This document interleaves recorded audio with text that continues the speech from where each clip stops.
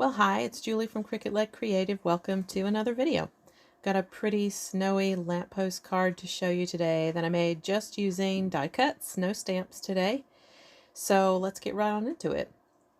So what I'm using, some of the papers I'm going to be using, some gouache, I think that's how you say it. And this is the die cut set. It's a Sizzix die cut set that I got at Hobby Lobby with my 40% off coupon, of course. I'm not going to be using all the dies, just some of them today. And I'm going to be actually adding the lamppost because it's got just a chain in the die cut set. So I'm just putting out a little bit of that gouache. It's just like a opaque white watercolor.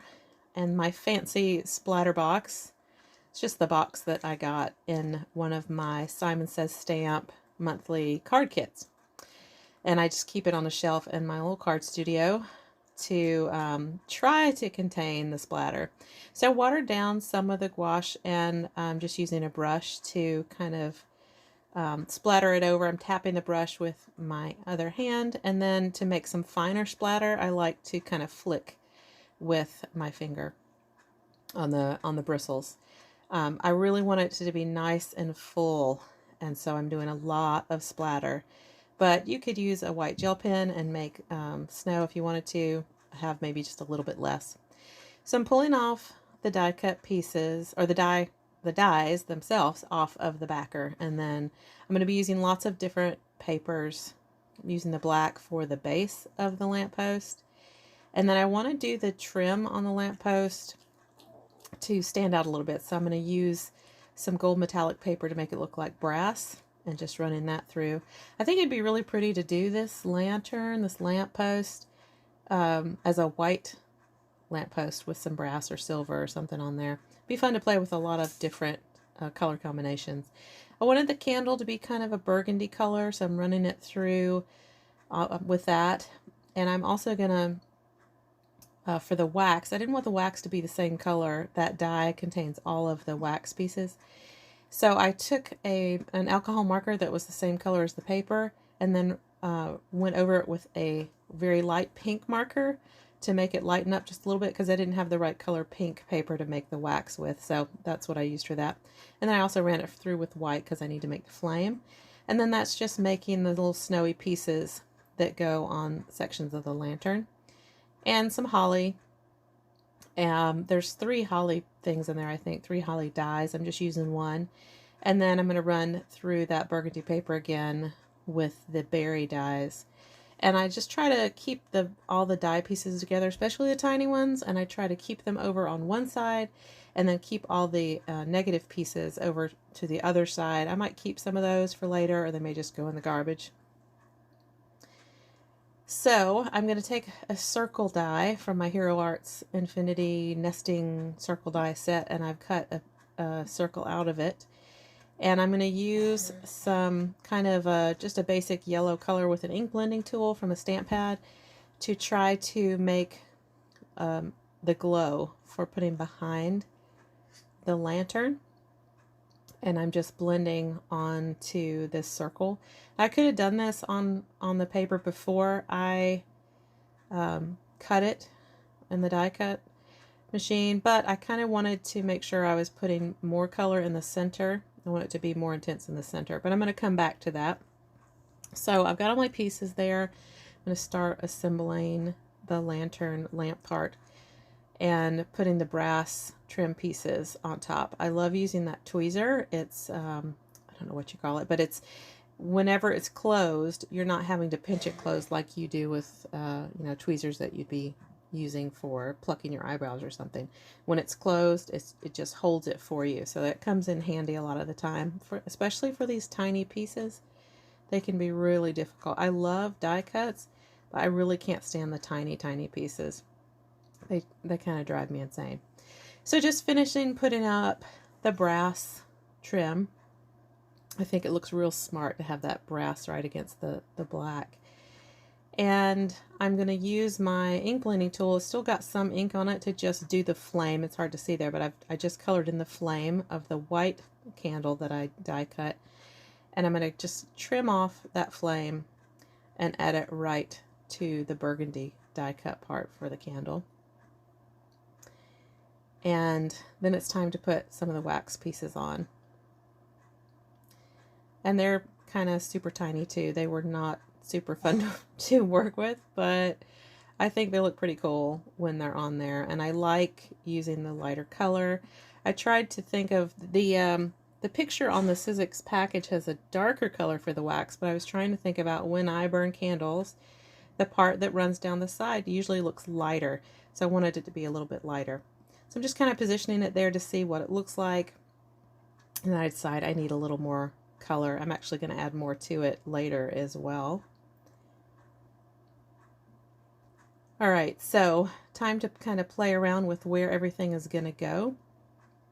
And you see I've cut just a strip of black, nothing special, just a straight strip of black to be the lamppost for that lantern. And I'm putting the glow circle, I guess I'm calling it, kind of center top. I was going to put it off to the side, but it kind of looked weird, like it was a sun or a moon, and so it looked better centered. And I'm attaching the candle to from the back of the die. And then I decided it's just not bright enough, so I get out kind of an orange stamp pad and very, very lightly, because I've already attached it to the card and I don't want to mess up, very lightly put a deeper glow there. I think that looks a lot better. So now I can attach the lamp with the candle in it. And then while the glue is drying for that, I'm just going to tuck in that lamppost, and then the lamppost is done. Now it's time to add some embellishments after I trim off that little piece there. So playing with where to put the holly there. I'm going to put the snow on first. I'm not going to show all the pieces of snow. I'm referring to the side to the Sizzix package to see which piece goes where, because it's kind of hard to tell where they go unless you're referencing the picture on the package. I kind of wish I had thought to take a light gray alcohol marker and add some shading to the snow, but I still think it looks pretty cool without it. I may go back and add it, I'm not sure, but it looks pretty fun. So once the snow is on, I can work with the holly, and I'm just gonna put some of Gina K Connect glue on the back and position it where I want it. Using those tweezers again, that comes in handy to pick up itty bitty things, especially itty bitty things that have glue on them. And my least favorite part of putting this card together, doing the berries. So tiny. So I have a jewel picker that has two ends, a tiny end and a larger end. I'm using the tiny end as kind of a waxy nub to the end to pick up the little pieces, and then put glue onto where I want them to go, and then I'm using the tweezers to kind of push it down into place. The holly looked a little dead, looked a little one-dimensional, so I'm just adding a little bit of shading with kind of a darker olive green kind of color. Not even doing any blending with it. I just wanted to give it a little bit more depth. That looks a lot better to me. You could spend a lot of time on that if you wanted to. Now I'm just going in with a orangish marker and adding kind of a central orangey part to that flame and blending it out with a yellow just to give it a little more depth. And I had a strip already cut out, a sentiment strip that says may your days be merry and bright, that I printed off from the computer because it didn't have a sentiment that I really liked, and I just wanted a small simple one. And I just put it on that burgundy paper and trimmed it so that all the borders are the same. And then I'm just going to take it and attach it to the card with some foam tape so that it has a little bit of dimension on the card. Running a little low on foam tape. It's time to order some more. I'll have to figure out which brand to try. I think I got this from Simon Says Stamp. But I think it looks nice to have it raised up a little bit off of the card.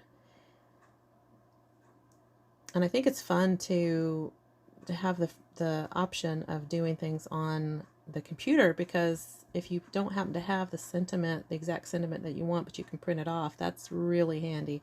I've really enjoyed doing that. So I'm just putting some Lawn Fawn 1/8" double stick tape on the back or on the front of a card, and taking off the backer paper, and I'm lining it up in my Score Buddy so that I can get it in just the right spot. I have a hard time matching up corners, so that makes it a little bit easier. And there's the card. All done. Really pretty, I think. So there you go. If you like this video, I hope you'll give it a thumbs up and subscribe so you can see all my videos. I appreciate you watching, and I hope you'll come back again. Y'all take care.